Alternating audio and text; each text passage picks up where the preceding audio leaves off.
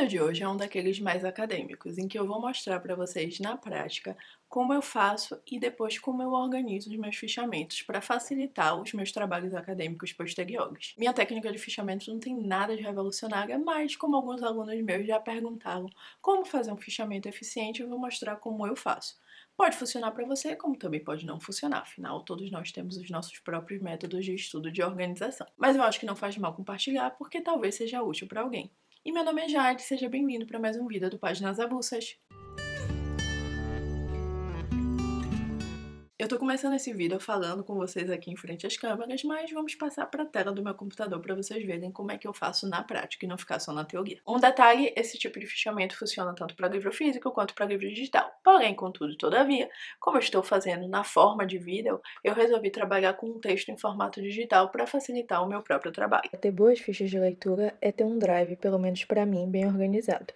Eu tenho esse Google Drive que é exclusivo para as minhas leituras e para minha parte de estudos. Todo o material colocado aqui é sempre referente a essas questões de estudos.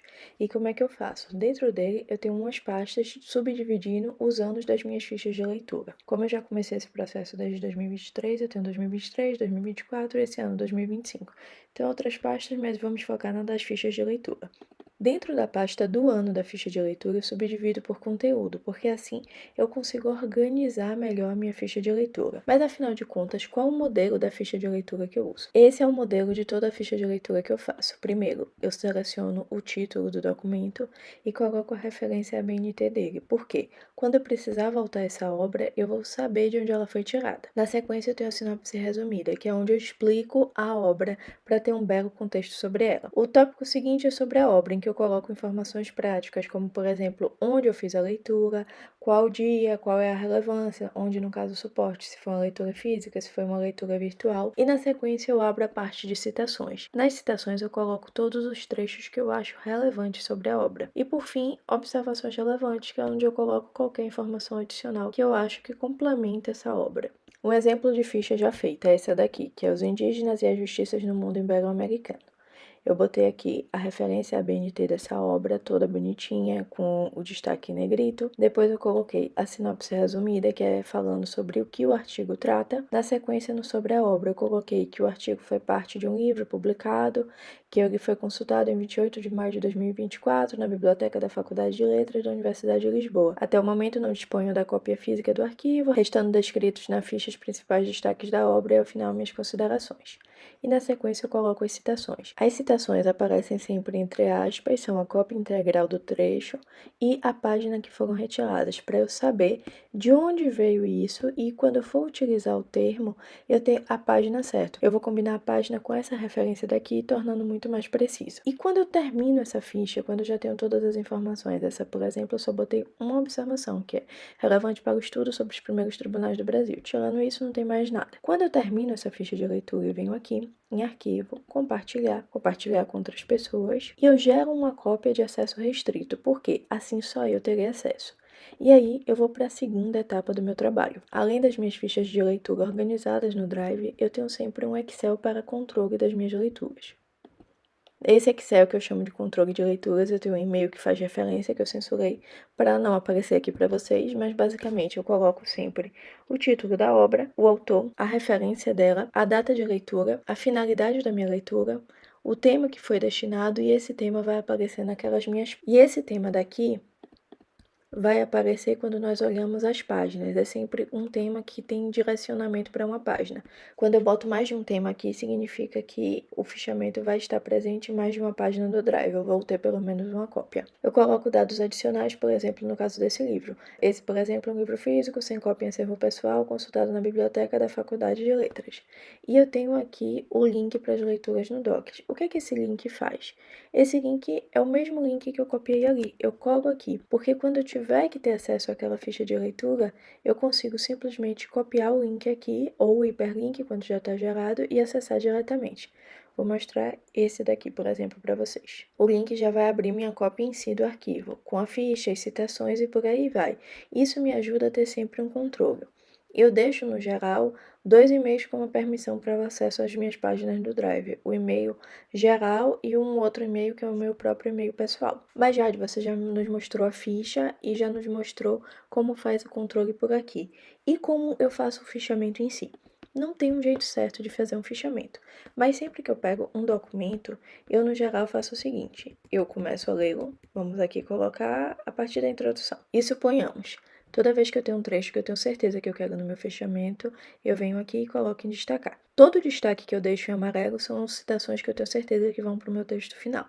No entanto, algumas vezes eu estou lendo alguns trechos e eu não tenho certeza se eu vou querer ou não aquela citação. E o que é que eu faço? Eu uso uma cor secundária. Por exemplo, vou mostrar para vocês. Eu pego esse trecho aqui e coloco com destaque também. Só que aí eu venho na parte da cor e, por exemplo, coloco roxo. Aí, ao final de tudo, eu vou reler todas essas minhas citações em roxo e vou entender se elas vão se transformar em citações de amarelo ou se eu simplesmente vou vir aqui e apagá-las. E uma dica interessante que é muito óbvio, mas para quem não conhece acaba ajudando. Por exemplo, esse texto, eu tenho o título dele aqui, eu copio. E se eu quiser referenciar a BNT, uma coisa que eu posso fazer é ir no Google Escolar, copiar o nome dele e a partir daqui vai aparecer uma referência para citação. Eu posso adequar, mas essas referências no geral vêm bastante corretas. Essa, a segunda, no geral, costuma aparecer muito com as referências da BNT. E você só tem que fazer algumas adequações, mas no geral já vem a referência certa.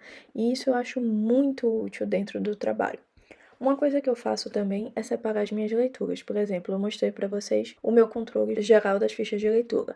Mas para algumas fichas específicas, como as da tese, eu tenho essa segunda planilha.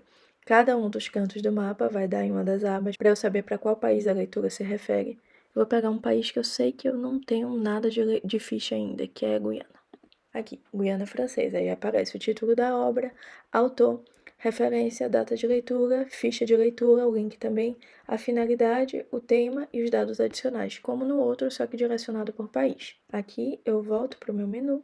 E se eu quiser não só clicar pelos países, uma coisa também que eu posso fazer nesse mapa é clicar pelo país aqui. Essa planilha é toda feita por mim, então ela é toda personalizada segundo as minhas necessidades. Mas aí eu tenho o controle dessas leituras por aqui e tenho sobre as fichas gerais.